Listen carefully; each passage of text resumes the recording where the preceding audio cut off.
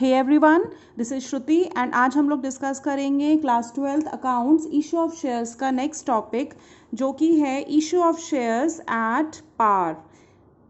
Issue of shares at par. देखिए, shares को हम एट पार का मीनिंग क्या होता है? पार का मीनिंग होता है, मान लीजिए एक शेयर की फेस वैल्यू है ₹10।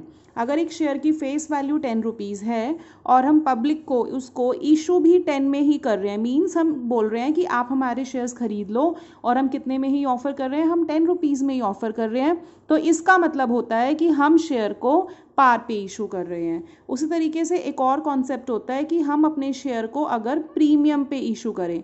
प्रीमियम पे इशू करने का क्या मतलब होता है कि मान लीजिए फेस वैल्यू 10 है, लेकिन हम शेयर होल्डर को बोल रहे हैं कि हम किसी पर्सन को बोल रहे हैं कि अगर आपको कम शेयर्स खरीदने हैं तो आप हमारे शेयर्स लेट्स से 12 रुपीज़ में ख़रीद लीजिए। जो ये एक्स्ट्रा के 2 रुपीज़ हैं, ये हमारा क्या होगा? सिक्योरिटी प्रीमियम रिजर्व, जो हम आगे डिस्कस करेंगे। तो दो कॉन्सेप्ट हुए। पार मतलब जितने का शेयर है उतने में ही आप इशू कर रहे हो, और प्रीमियम मतलब जितने का शेयर है उससे ज़्यादा में आप इशू कर रहे हो। एक और कॉन्सेप्ट होता था पहले, issue of shares at discount, but companies act 2013 जब आया तो उसने बोला कि शेयर्स डिस्काउंट पे इशू अब नहीं हो सकते। दैट मीन्स नॉर्मली हम नॉर्मल पब्लिक को अपने शेयर्स डिस्काउंट पे नहीं दे सकते। केवल जो हमारे स्वेट इक्विटी शेयर्स होते हैं, हमारे वो ही शेयर्स केवल डिस्काउंट पे इशू हो सकते हैं। इसके अलावा हम नॉर्मल शेयर्स को डिस्काउंट पे, अब कंपनीज एक्ट 2013 आने के बाद companies are not allowed to issue their shares at discount. तो चलिए हम डिस्कस करते हैं issue of shares at par. एक प्रैक्टिकल क्वेश्चन से डिस्कस कर लेते हैं। क्वेश्चन क्या कह रहा है? पवन लिमिटेड ने एप्लीकेशंस इनवाइट की, कितने शेयर्स के लिए? 30,000 शेयर्स के लिए, और एक शेयर कितने रुपए का था? 10 रुपीज़ का था। पेमेंट्स कैसे करनी है? एप्लीकेशन पे 3 रुपीज़, अलॉटमेंट पे 3 रुपीज़। देखो, एप्लीकेशन मतलब जब कोई भी बंदा अप्लाई करेगा कि yes I want to become the share holder of the company. फिर अलॉटमेंट पे 3 रुपीज़ मतलब जब कंपनी उनको शेयर्स अलॉट कर देगी और बोलेगी हाँ जी आप शेयर ले लो और हमें 3 रुपये की पेमेंट कर दो। उसके बाद फर्स्ट कॉल 2 रुपीज़ और फाइनल कॉल 2 रुपीज़। तो देखो 3 और 3 6 और 2 8 और 2 10, हमारे 10 रुपीज़ शेयर के पूरे हो रहे हैं। और सभी शेयर्स की एप्लीकेशन आ गई, आपको जर्नल एंट्रीज प्रिपेयर करनी है। इसके अलावा क्वेश्चन कह रहा है शेयर इशू एक्सपेंसेस, मीन्स जब हमने शेयर इशू करे उस टाइम पे हमारे एक्सपेंसेस 8,000 रुपये के थे। इसके अलावा 4,000 फुल्ली पेड शेयर्स हमने किसको इशू करे? प्रमोटर्स को इशू करें उनकी सर्विसेज के लिए। प्रमोटर्स हम लोग क्लास 11th में कर चुके हैं बिजनेस स्टडीज़ में। कौन होते हैं प्रमोटर्स? प्रमोटर्स होते हैं जब कंपनी स्टार्ट होती है तो कंपनी को टेक्निकल नो हाउ प्रोवाइड करते हैं, या मान लीजिए बेसिक आइडिया प्रोवाइड करते हैं कि आप इस फील्ड में हम अपनी कंपनी खोल सकते हैं। तो नीव एक्चुअली प्रमोटर्स बेसिकली क्या पर्पस सर्व करते हैं? कंपनी का फाउंडेशन सर्व करते हैं। वो सारी आइडियाज़, बेसिक आइडियाज़ प्रोवाइड करते हैं कंपनी को शुरू करने के लिए। तो चलिए क्वेश्चन से स्टार्ट करते हैं, अब इसका आंसर करते हैं। सिंपल जर्नल एंट्रीज होंगी। देखो, सबसे पहले तो हम क्या करेंगे? सबसे पहले हमारे पास एप्लीकेशंस आएंगी, तो हमें ये पता है कि हमारे पास 30,000 शेयर थे और एप्लीकेशन पे कितने रुपए थे? 3 रुपये थे। तो जब हमारे पास, हमें डेट मेंशन है नहीं कि किस तारीख को ऐसा हुआ, तो जब हमारे पास एप्लीकेशंस आएंगी तो हमारे पास पैसा आया तो हम क्या करेंगे? Bank account debit, debit what comes in, real का रूल लगा, bank account debit to equity share, पूरा लिखेंगे पेपर में, एप्लीकेशन अकाउंट।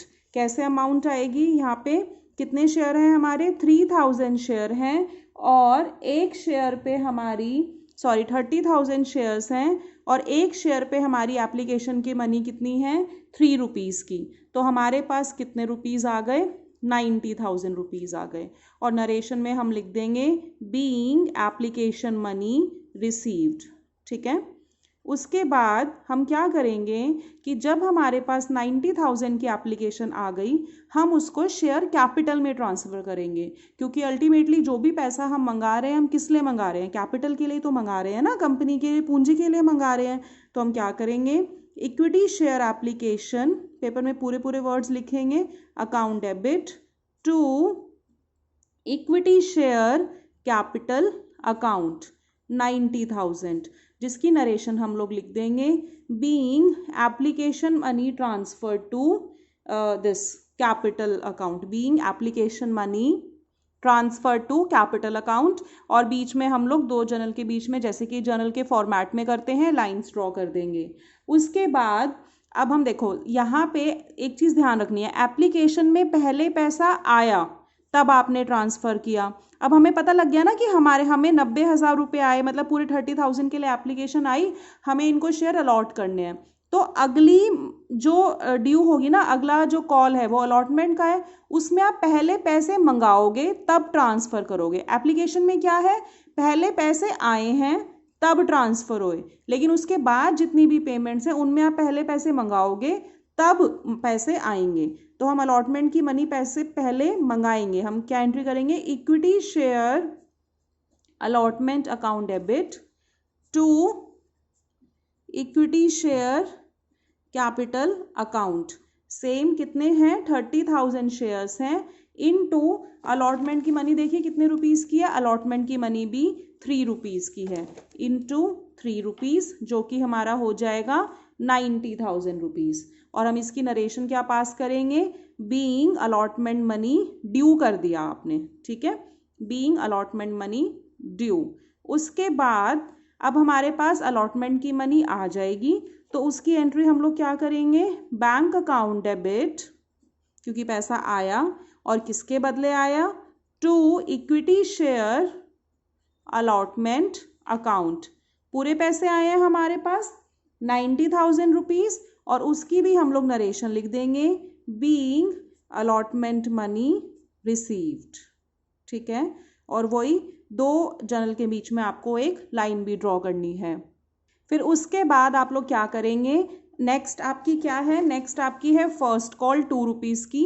अब आप फर्स्ट कॉल 2 रुपीज़ की मंगाएंगे तो सेम जर्नल एंट्री पास होगी, equity share first call account debit to, किसके लिए मंगा रहे हैं हम, अपने कैपिटल के लिए मंगा रहे हैं, to equity share capital account.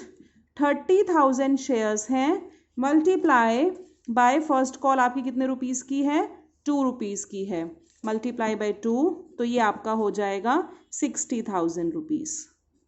Narration में वही लिखेंगे, being first call money due. फिर हमें फर्स्ट कॉल के पैसे आ जाएंगे, जिसकी जर्नल एंट्री हम लोग कैसे करेंगे, वही पैसा आया तो debit what comes in, bank account debit to equity share first call account. कितने रुपए ड्यू थे हमारे, 60,000 रुपीज़ ड्यू थे, ठीक है। नरेशन में आप वही लिखेंगे, being first call money received, ठीक है, पूरा लिखाना पेपर में। उसके बाद हमारी नेक्स्ट क्या था, फर्स्ट कॉल के बाद हमारे पास फाइनल कॉल था 2 रुपीज़ का, तो अब हम फाइनल कॉल ड्यू करेंगे। उसकी जर्नल एंट्री क्या होगी, सेम इक्विटी शेयर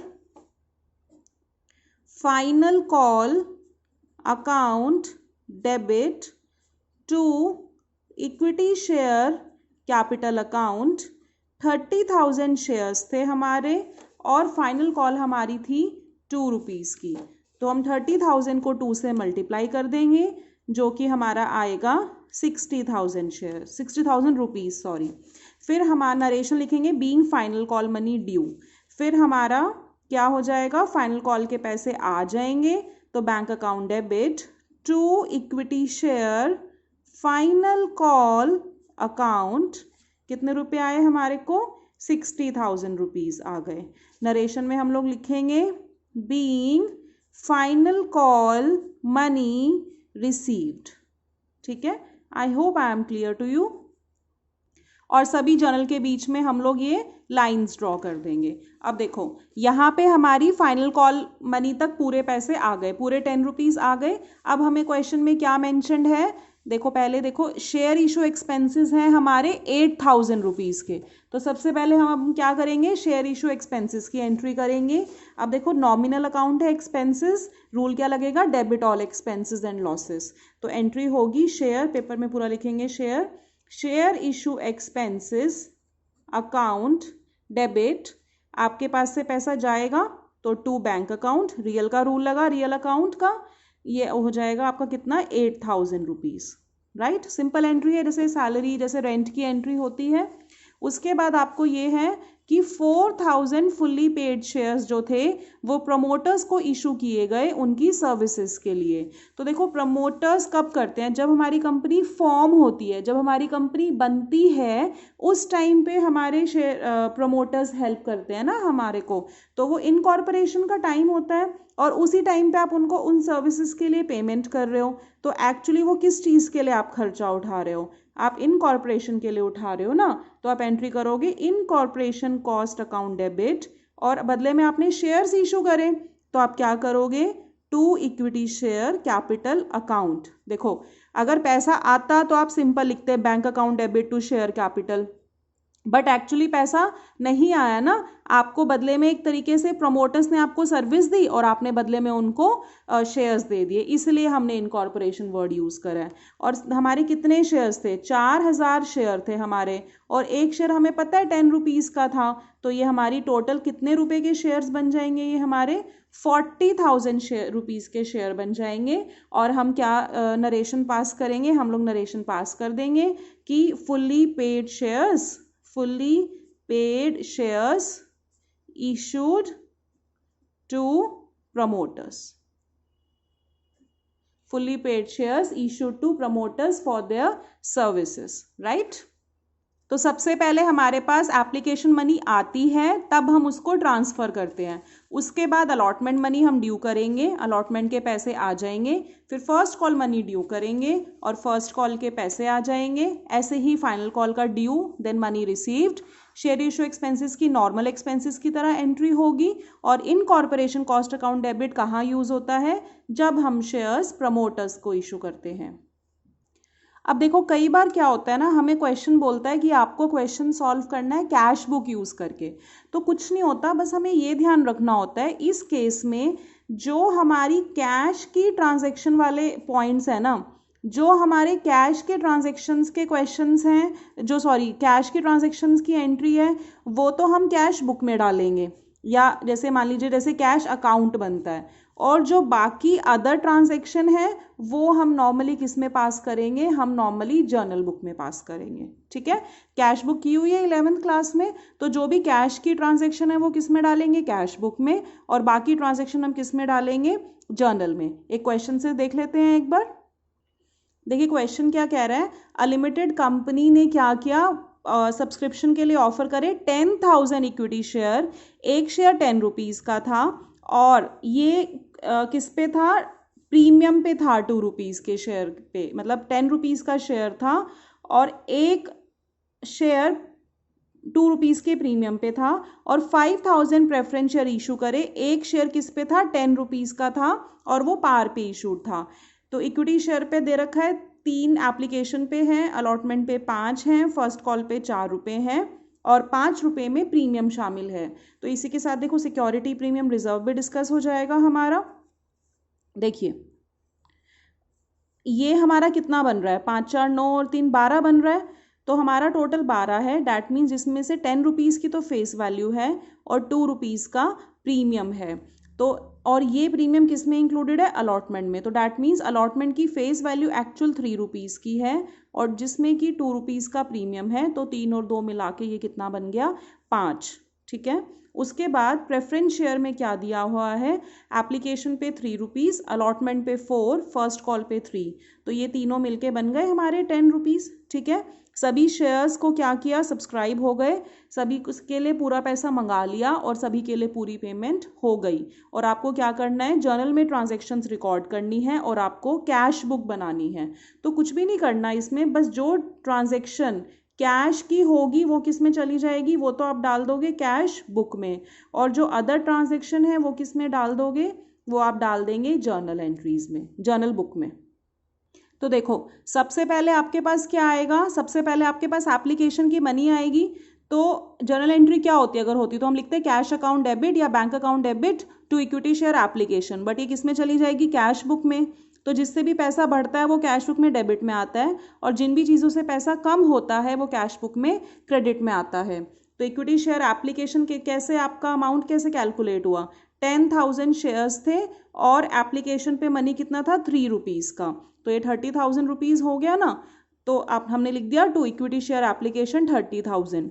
उसी तरीके से 10% प्रेफरेंस शेयर एप्लीकेशन। अब प्रेफरेंस शेयर हमारे कितने इशूड थे, हमारे प्रेफरेंस शेयर थे 5,000 इशूड प्रेफरेंस शेयर्स थे, और एक प्रेफरेंस शेयर पे हमारी एप्लीकेशन की मनी थी 3 रुपीज़ की। तो हमारा इस वजह से क्या आ गया, ये 15,000 रुपये आ गया। अब ये अमाउंट हम कहाँ पे ट्रांसफ़र करते हैं, हम शेयर कैपिटल में ट्रांसफ़र करते हैं। तो देखिए सिंपल जर्नल एंट्री हो गई, equity share application account debit 30,000 to equity share capital 30,000। साथ में ही कंपाउंड एंट्री कर दी, प्रेफरेंस की इसी में कर दी, 10% preference share application to 10% preference share capital 15,000 rupees. Next हम क्या करेंगे, अब हम नेक्स्ट किश्त यानी कि अलॉटमेंट की किश्त ड्यू करेंगे। तो देखो कैसे करोगे, equity share allotment to equity share capital to security premium reserve. Although security premium reserve का मैं अलग से टॉपिक नेक्स्ट लेक्चर में कराऊंगी, बट सिंस यहाँ पे कैश बुक कर रहे हैं उसमें आ गया, तो ये हम यहाँ पे भी थोड़ा सा डिस्कस कर लेते हैं। अलॉटमेंट पे देखो कितने शेयर्स थे आपके इक्विटी शेयर्स थे आपके 10,000 इन टू अलॉटमेंट पे टोटल मनी कितना मंगाया आपने, 5 रुपीज़ मंगाया, तो 50,000 आ गया। तो लेकिन शेयर कैपिटल में ना हमेशा ध्यान रखना फेस वैल्यू आती है। फेस वैल्यू तो आपकी 3 रुपीज़ की थी ना, आपने यहाँ पे देखो करा था कि फेस वैल्यू तो हमारी 3 रुपीज़ की थी, तो हमने क्या किया, फेस वैल्यू पे करा 10,000 इंटू 3 30,000, और बाकी का हमारा क्या हो गया, सिक्योरिटी प्रीमियम 2 रुपये का। तो ये हो गया इधर 50, इधर 30 और 20 50। प्रेफरेंस शेयर नॉर्मल था, 5,000 प्रेफरेंस शेयर थे, अलॉटमेंट पे मनी आपका ड्यू था 4 रुपीज़ का, तो ये 20,000 हो गया, टू प्रेफरेंस शेयर कैपिटल 20,000। फिर जब अलॉटमेंट का पैसा आएगा तो वो कैश ट्रांजैक्शन है, तो वो यहाँ आ जाएगी। टू इक्विटी शेयर अलॉटमेंट पे हमने 50 मंगाए थे, और प्रेफरेंस शेयर अलॉटमेंट पे हमने कितने मंगाए थे, 20,000 रुपीज़। फिर हम क्या करेंगे, हम फाइनल कॉल ड्यू करेंगे। तो share final call, first and final call, क्योंकि एक ही कॉल है तो वही फर्स्ट है और वही लास्ट है। 10,000 शेयर्स हैं और फाइनल कॉल आपकी है 4 रुपीज़ की, 40,000 हो गया, टू इक्विटी शेयर कैपिटल 40,000। फिर प्रेफरेंस शेयर कितना है, 5,000 प्रेफरेंस शेयर थे और आपकी कॉल थी 3 रुपीज़ की, तो ये 15,000 हो गया, टू प्रेफरेंस शेयर कैपिटल। ठीक है, फिर इसका पैसा आ जाएगा to equity share first and final call to preference share first and final call 40 और 15, और ये आपका टोटल किस में आ जाएगा, CD में आ जाएगा, और दोनों साइड टोटल 1,70,000 आ जाएगा। ठीक है, तो आज हम लोग ने क्या क्या डिस्कस किया कि शेयर्स पार पे कैसे इशूड होते हैं, और जब हमें कैश बुक बनानी होती है तो हम कैसे बनाते हैं। तो कैश बुक में ठीक है आ गया था सिक्योरिटी प्रीमियम रिजर्व का, बट नेक्स्ट लेक्चर में मैं आपको और अच्छे से सिक्योरिटी प्रीमियम रिजर्व का टॉपिक एक्सप्लेन कर दूंगी। Thank you so much for watching.